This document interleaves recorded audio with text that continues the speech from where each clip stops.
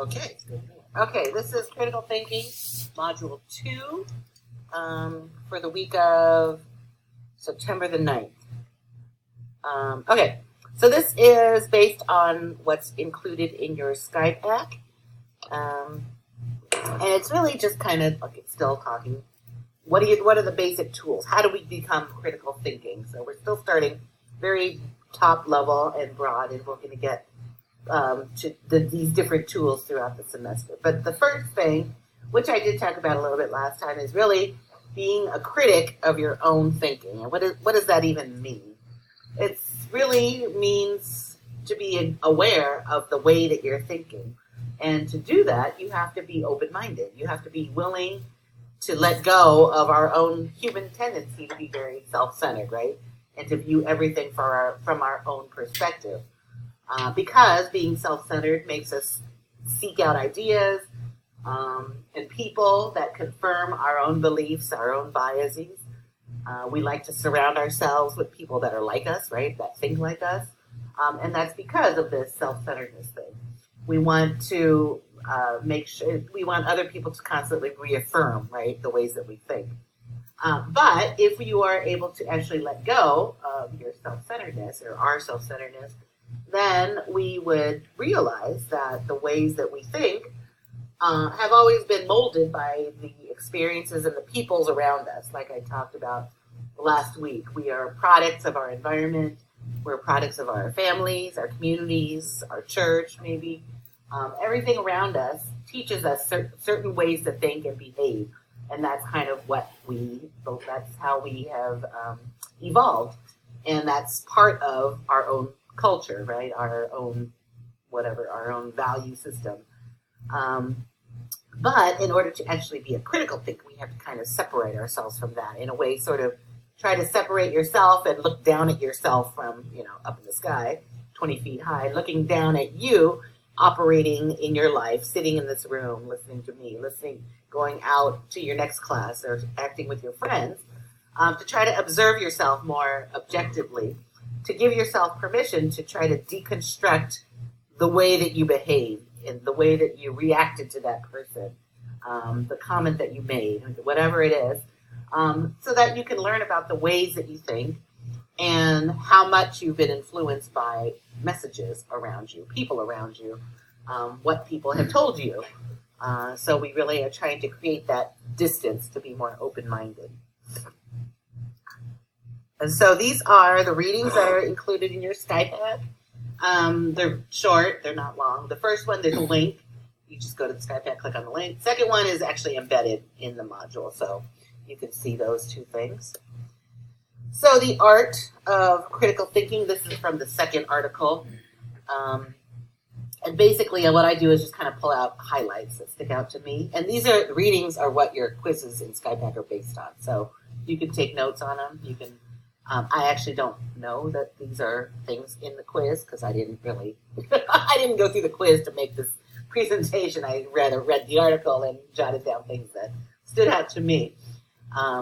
So the art of critical thinking is a disciplined art, and it's just making sure that you're using the best thinking that you are capable of in any set of circumstances. And the best thinking that you are capable of might be different from the best thinking that you are capable of, right?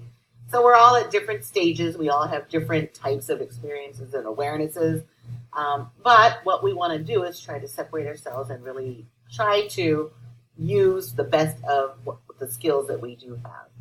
And the general goal of this is to just kind of figure out the lay of the land in any situation so that you go in with an open mind and can kind of assess what's going on around you and then decide how to act, how to behave, what to say in that set of circumstances. Because all of these circumstances are going to be different, right?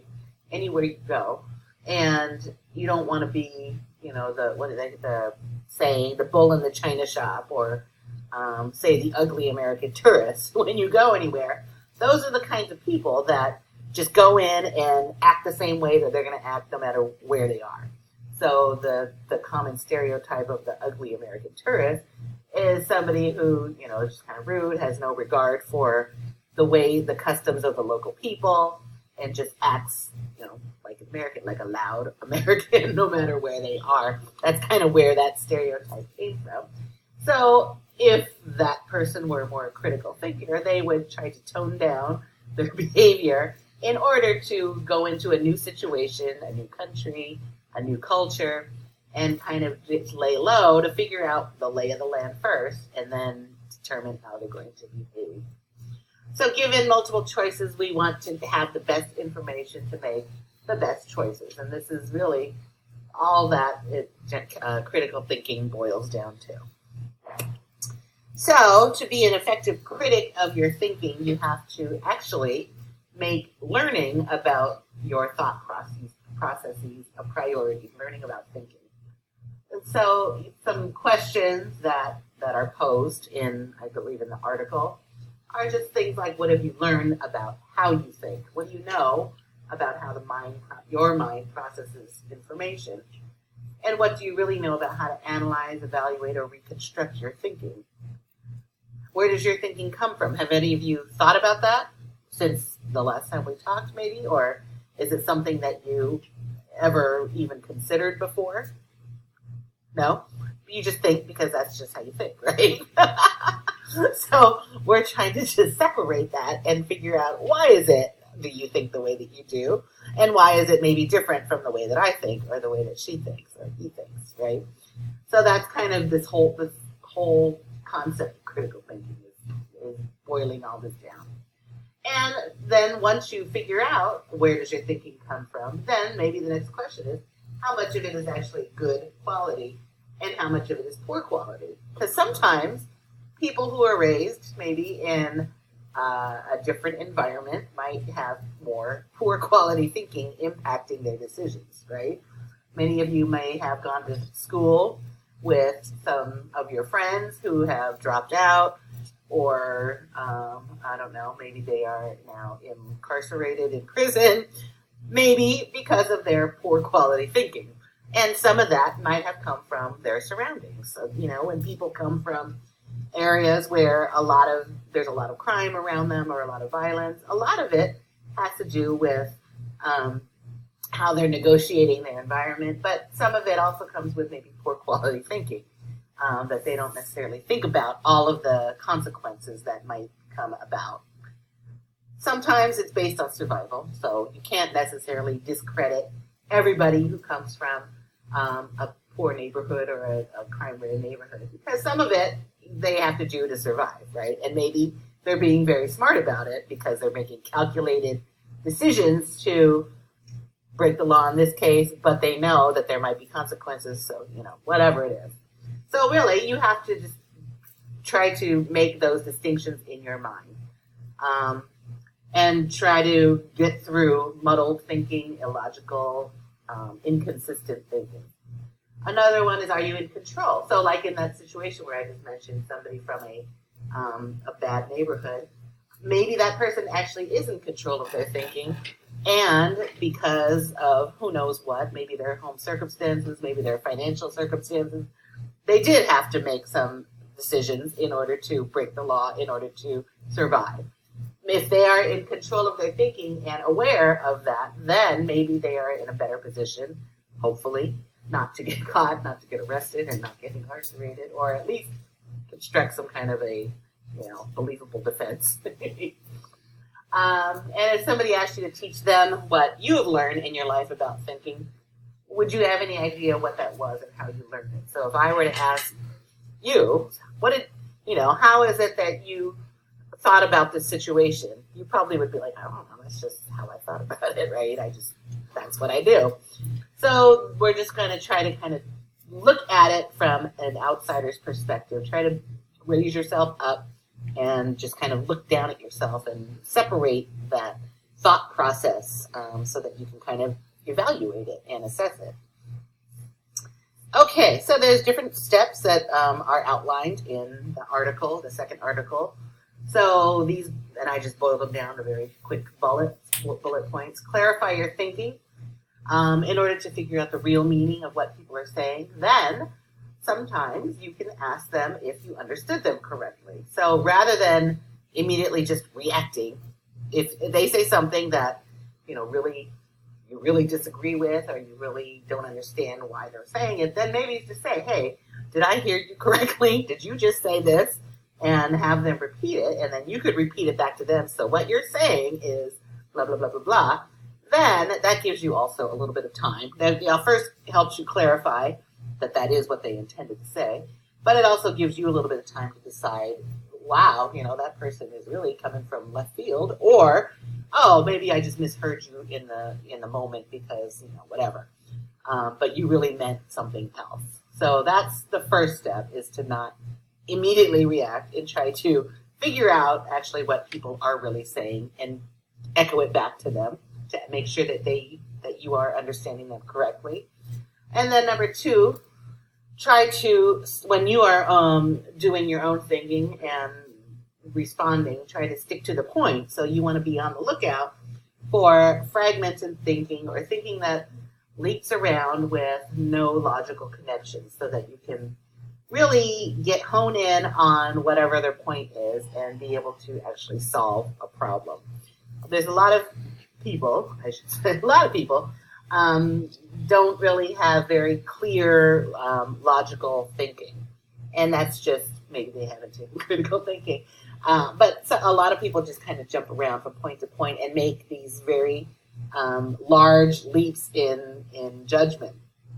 And so what we are trying to do is to make sure that you all do not do that. And so if you see other people doing that, then maybe go back to number one and try to clarify. Okay, so if you're saying this, then why must this next thing happen? So try to help them too. Questions. So always be on the lookout for questions.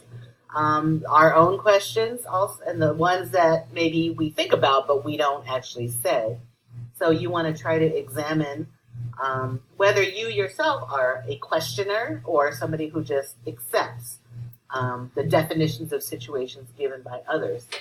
And I would encourage you to be more of a questioner in most cases. A lot of times, especially in our American school system, you are not really taught to question, right? You're taught this is the way it is and you just do it because I said so, right? So in college, hopefully, we don't follow that kind of system.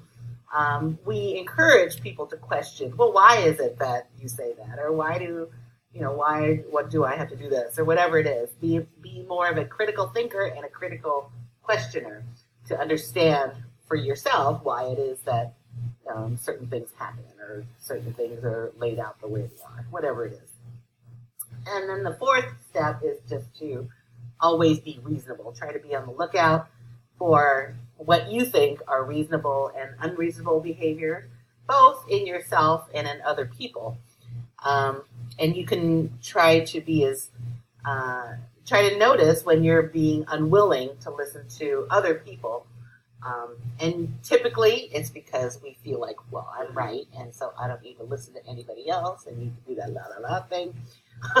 But you want to try to cut that down and actually be open-minded, right? It goes back to this open-mindedness. Ask yourself whether maybe their views might have some merit. Maybe it doesn't have a lot of merit, but maybe they have one little point in there that does have some merit. So this is the part that, we all struggle with. I struggle with it. Everybody struggles with it.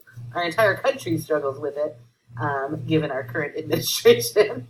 But we are trying to be as reasonable and open-minded as possible, and try to break through your defensiveness to hear what they're saying. And this is the hard part in politics, especially where we have our two-party system, and no matter what, one party says, the other one doesn't want to hear it because they're all defensive and they're trying to protect their position.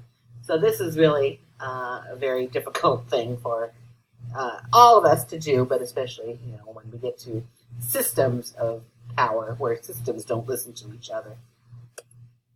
Okay, so that's the bonus material is